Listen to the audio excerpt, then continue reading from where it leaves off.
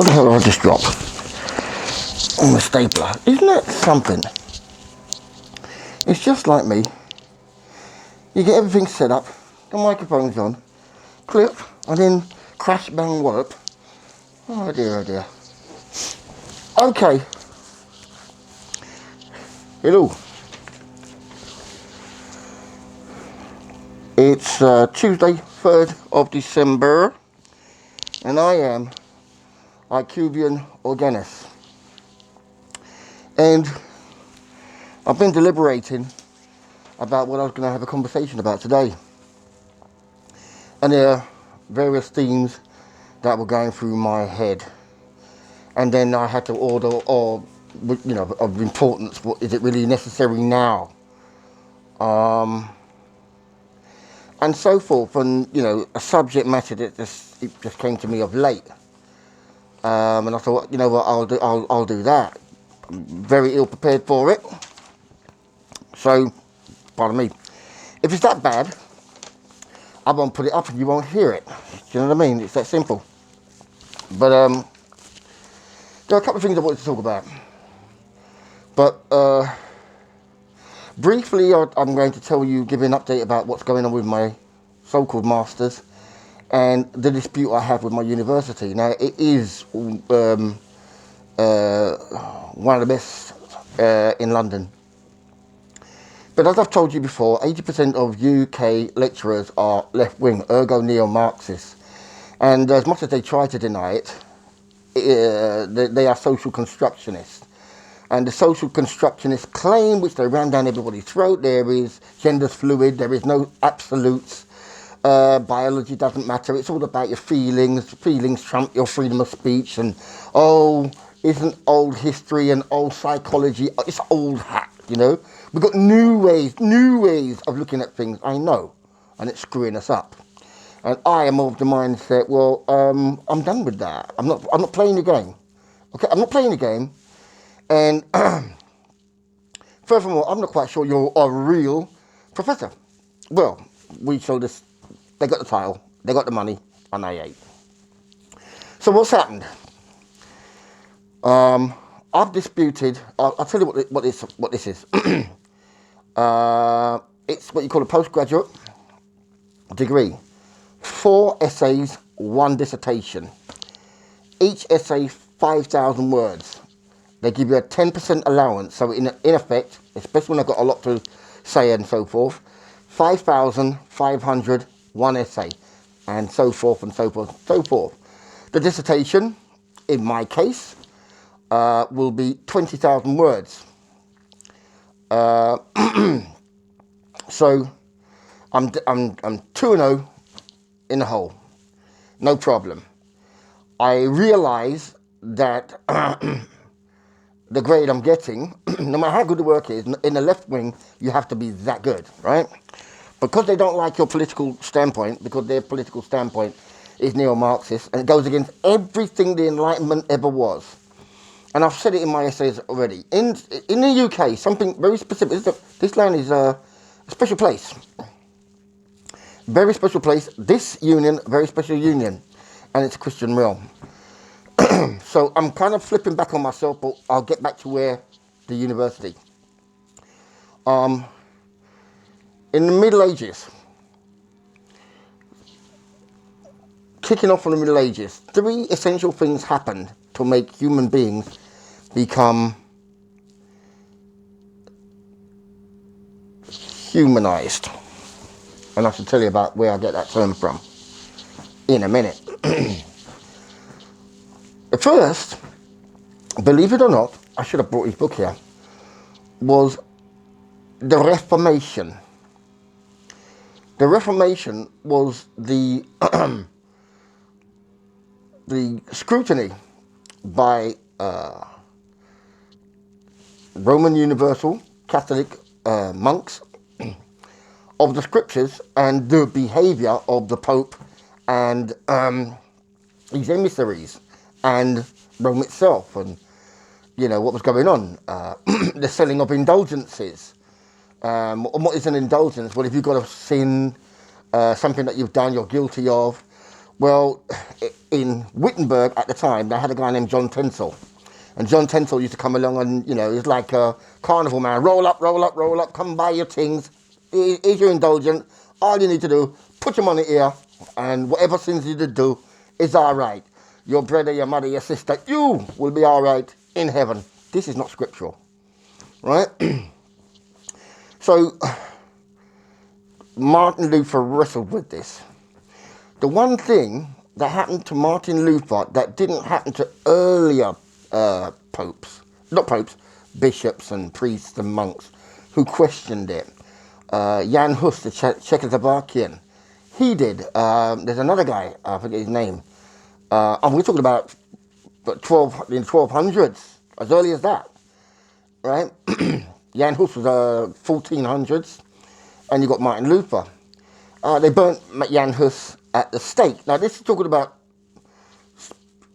the Bible, spiritual understanding, your soul, and how we're supposed to be connected, okay? And order, and discipline, and so forth, and retelling of what a Christian would say is a historical book. I would call it the most powerful book on the planet, because it is. I'm not a Christian, but I can tell you, it is. And we'll get to that if, whatever, right?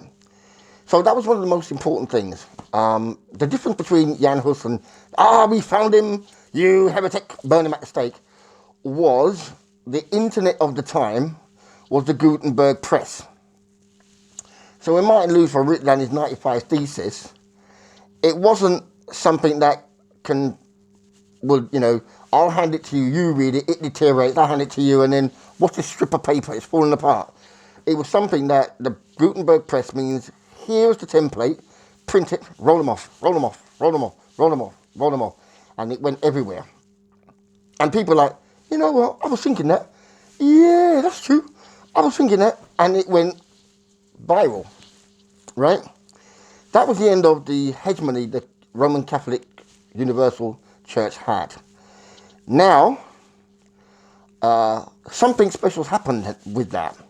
Okay, you got the stronghold of Catholics and their money. Well, they're not having it. You know what I mean? Who are you? Then they want to fight about it, and the whole of Europe changes, and the division of Europe. There's two factions. You know what I mean? They're both powerful. They're both resisting. But what that actually does, it encourages free thought. And then whenever you get rid of a tyrannical authority, you're allowed to you're allowed to calculate. You're allowed to do science. And when we say do science, the etymology of science comes from the Latin word scientia, which just means knowledge. Right? Scientia means knowledge. So what we're talking about is the exploration of phenomena, elements, and time, dates, and so forth. You know what I mean? Chemicals, to find out. As Aristotle says, I think it's the politics, a man desires to know, right? So we are problem solvers. We're in this world, and we're to traverse this world throughout the generations in this dimension that we understand as three-dimensional, right? That's what we're given, and we handle that badly. But nevertheless, so you've got the Reformation begins a release, an exhale moment where people can think and they can say. And of course, yes, some people started to critique the very belief in God and the creation, okay? So you got a lot of people, free thinkers out there, nobody's going to hang them for, if you say it too close to the person, they got power, they may want to find you, as in Francois Marie Arouet. Francois Marie Arouet is known to you by the name of Voltaire. Voltaire was he was a celebrated writer, essayist, playwright, whatever, and thinker. And he criticised everything under the sun. So there's no table left unturned, and he could be funny if he wanted to.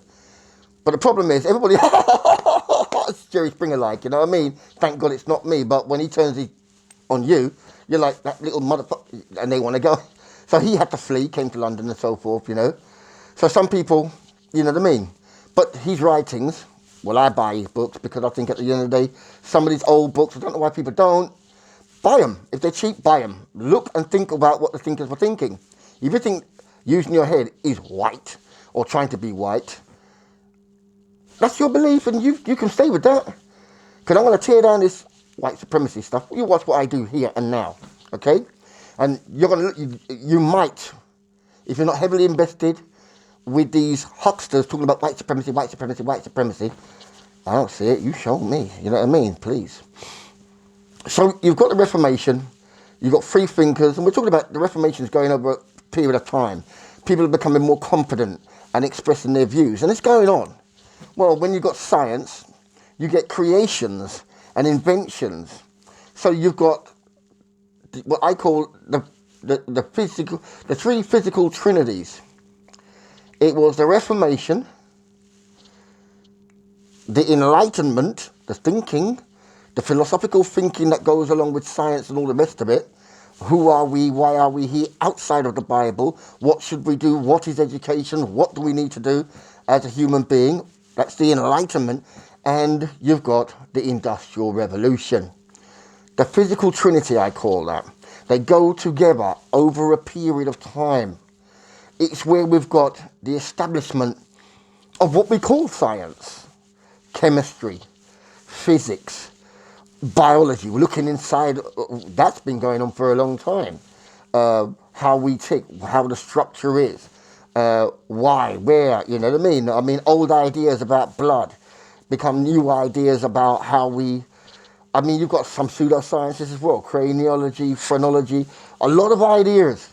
It's a boon for thinking, okay, for Europe and the powers that be. And remember this, and you know,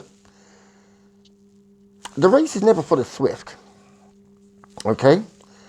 So, and in this conversation, there's something in it for everybody, right? There really is, but you've got to, you know, listen to it. And if I can, because I didn't write it down, so I have to patch it through. So you've got three things. The Reformation, that encourages the Enlightenment to flourish, and science. It was not the same. Because at the time, you couldn't think outside of the box. We know that because of what the authorities would have done to Copernicus. And they got Galileo Galilei to recant his theories about the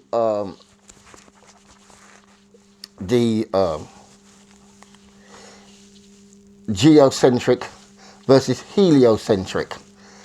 You know, a lot of people, you know, there are some people think that we're the center of the universe, everything spins around us. But in actual fact, the sun is, and we go around it. I think I've got that right. I hope it's not one of those, your left and your right and your right and your left, right? And you notice I got that wrong, right? It's just something that, I don't know, I wouldn't call myself dyslexic, but, it, you know, whatever. You get my drift. And I'm glad you had a chuckle too, right? So, now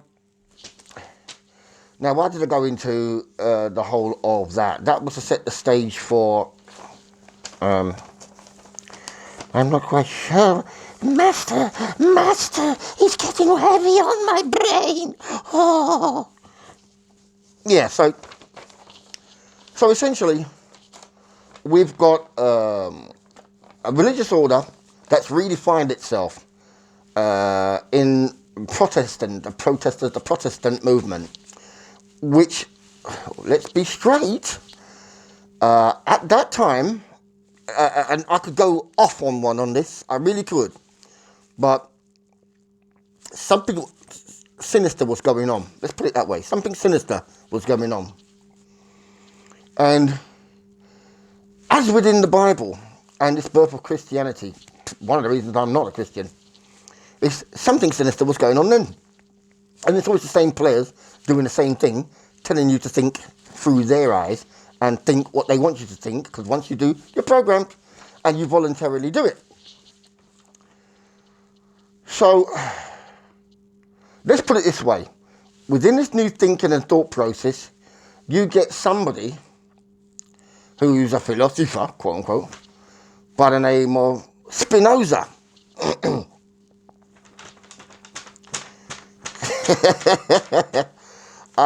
Yeah. So he's considered by some, I don't consider him to be anything other than a deceiver, right? I don't care. I don't have to read him. I know what he's about. And then you have people like Nostradamus, the so-called person who can see, yeah, from the same tribe, So they're trying to get you any which way they can. And you've got Jean Calvin. That's your John Calvin. Again, redefining stuff to seed confusion and its hatred to those people who the Creator might make free. It's all about your freedom.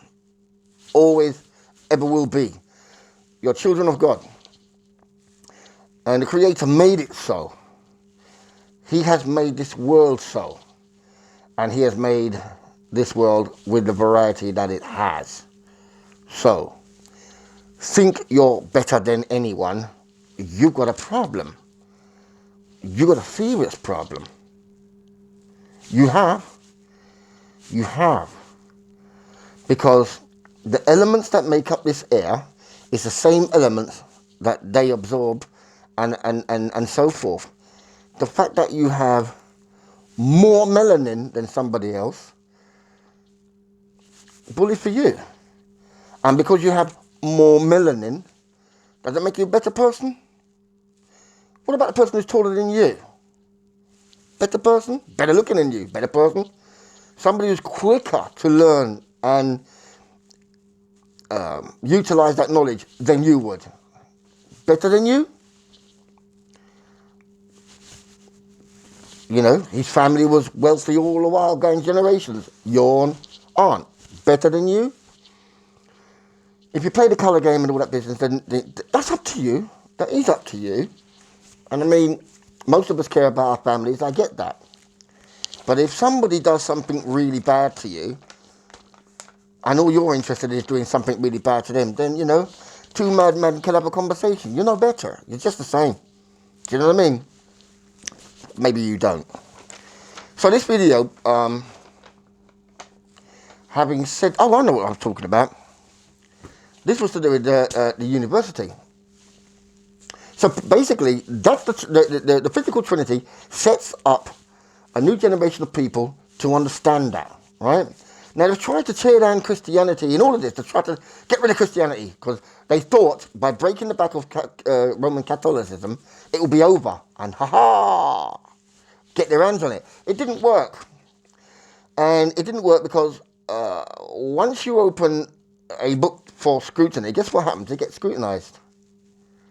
And better meanings come of it. You see, like, you've got a lot of people who are atheists and can't stand it. The Bible, they don't like church, whatever it is. They just don't like the Bible. They think the Bible's inconsistent. It's got flaws in it. It's a load of. There's a lot of charges they'll say about the Bible, and they judge the Bible because somebody else who has the Bible or is supposed to be living by the Bible isn't, right?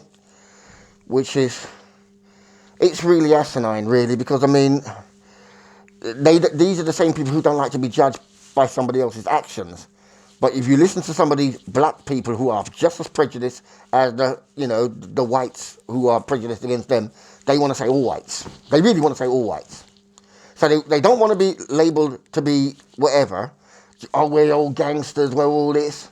But when they're ready, they do it. Do you know what I mean? And I don't play that game, and anybody who does and encourages it, the white supremacy, you know who they are. They're either COINTEL or they're just race-baiting hustlers. It's a fact.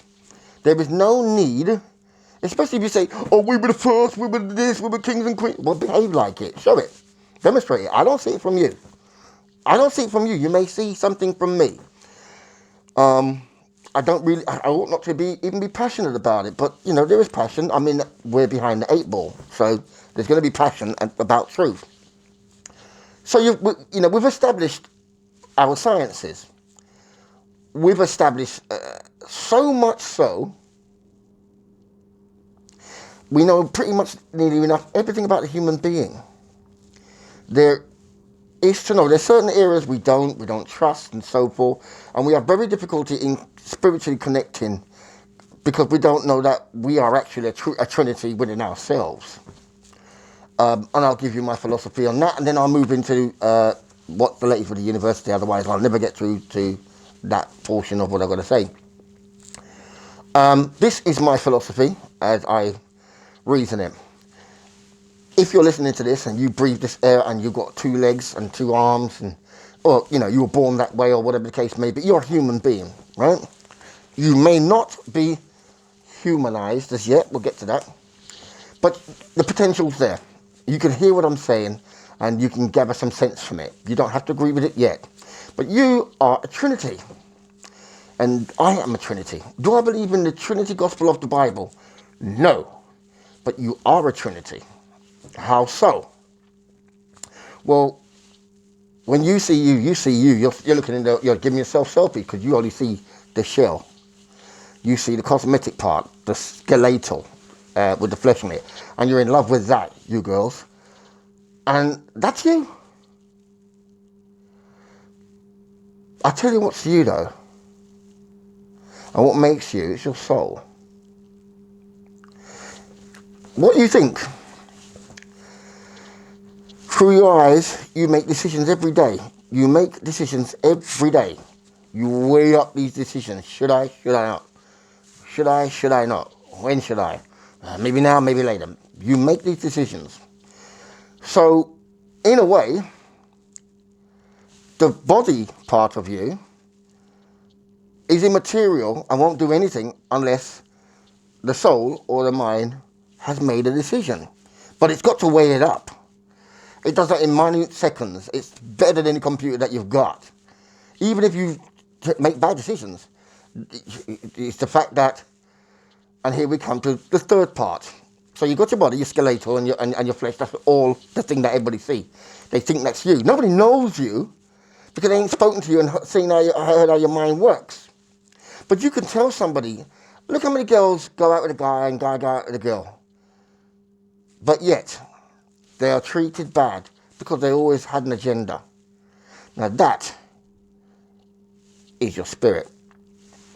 Now that's up for grabs. Okay, oh yeah, it's up for grabs.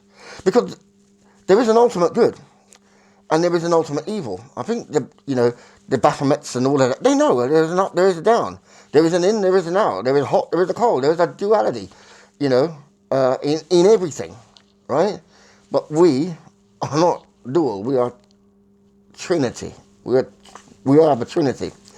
Because you can think of all the things and weigh it up. But there's 2 decisions that you can make. One is even good, and if you want to learn about, not even learn about good, but Aristotle in the Nicomachean, or I call it Nicomachean, or Nicomachean Ethics, he's got a good chapter on good meanings and whether it's selfish or for a greater good for others and so forth. That determines whether you're with God or against Him. And there's a reward in both. One is instantaneous. I'm going to slap that, steal that, I'm going to eat that, I'm going to oath that, you get what you want straight away. And you're willing to have the consequences, which will come at maybe instantaneous. The consequences. Oh, I feel fat and bloated. Oh, I'm down at the clinic. Oh, let me hide the gun. You know what I mean? It wasn't me. Whatever the case may be, if you let Satan direct you. So we know a lot about human beings. And we know that most, the early 20th century, this is the most crucial part about what we know and what the neo-Marxists don't want you to know. They really don't. They want to erase this part of all that we got from the physical Trinity. Is that you, sir, you, miss, are easily influenced. Oh, yeah. Oh, yeah. They know you are open for influence and they can get you like that around their finger. In fact, there are some so skilled that within a minute of meeting you and having a, polite, hello, my name is, etc., and you acquiesce to say, yeah, okay, I'll go along with this conversation, they can have you hypnotized. That's how easy it is. You got to be skilled. But if that's the case, and it is true, right, then why would the left not want you to know? Because they're in bed with the moneyed corporations that use adverts who have subliminal messages to sell products and keep you enslaved. And to keep you to hate people like me who are not PC, who will tell you the truth. And then cast us, as many people like myself, as the enemy of mankind. Whilst you keep buying into the eat, sleep, rave, repeat, and sexualize selves and enjoy yourselves and wreck your lives and your societies. And then all of a sudden there's a law where, you're like, they shot Malcolm X. They shot blah, blah, blah. Oh, I used to like hearing him from over there. Did you ever pay attention to him? No. Do you know what I mean? Anyway, so the neo-Marxists in the university, they took over the universities in the 70s. And they've come up with this social constructionism. But I listen to what they're saying and I just don't agree with it, because it's like, whoa, this is why everything's the way it is. This is what, and let's make no mistake about it. These ideas, as wacky as they are given assent by universities full of females, and it goes into government policy.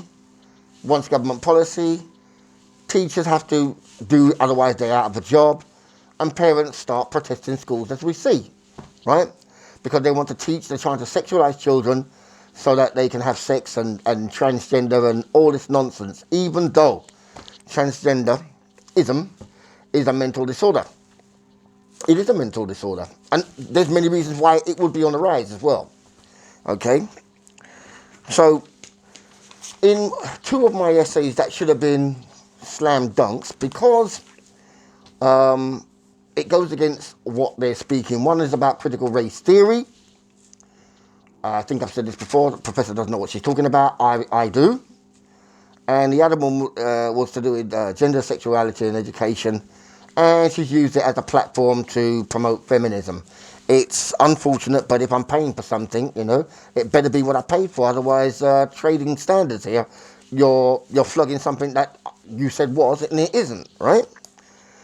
So, as most students, and they pack these places up with females, and most of them are lazy, they just go there to get in and get out. They don't argue with anything. Besides, they're not like, I'm sorry, they're just not like men. They'll sit down there, suck it up, and they'll be good at sucking it up.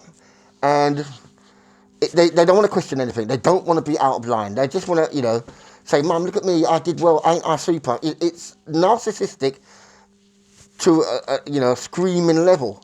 Yet I'm at university and this one went to Barbados with a loan and got herpes. This one over here went with some scraggy boy down the road, had an argument, went to a party and got train run on her with 3 dudes. Them 2 gal and her friend, they're over there. Although they got a loan, they've been seen at Westfield Shopping Centre stealing makeup. I mean, it's a bunch of people there that really, bag of woman there running around skitty. One of them all show me some titty. I'm like, yo, you know what I mean? This is a lecture hall, man. You know what I mean? It's okay if you want to be sporting, but you can see what's going on here. Do you know what I mean? There's various reasons why they're there at university. And I don't mean to knock them, because there's going to be 1 or 2 that are going to be studious, but those ones are usually end up being approached by the secret services to do something and be politicians or whatever the case may be. You know what I mean? I don't have to be correct there. But, it's a disappointment. But so somebody like me, a male, a heterosexual, I'm fighting for the progeny. My progeny, your progeny. So that they don't grow up in a Sodom and Gomorrah. All that we're seeing has happened before.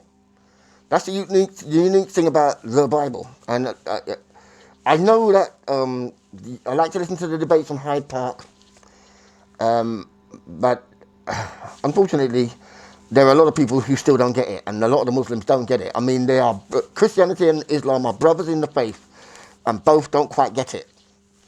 That's neither here nor there. You know what I mean? So, what's the basic structure of the education, and why am I getting fails on these two pieces that I know what I'm talking about? Well, the professor gives you a question. If you like, you pick one. I say,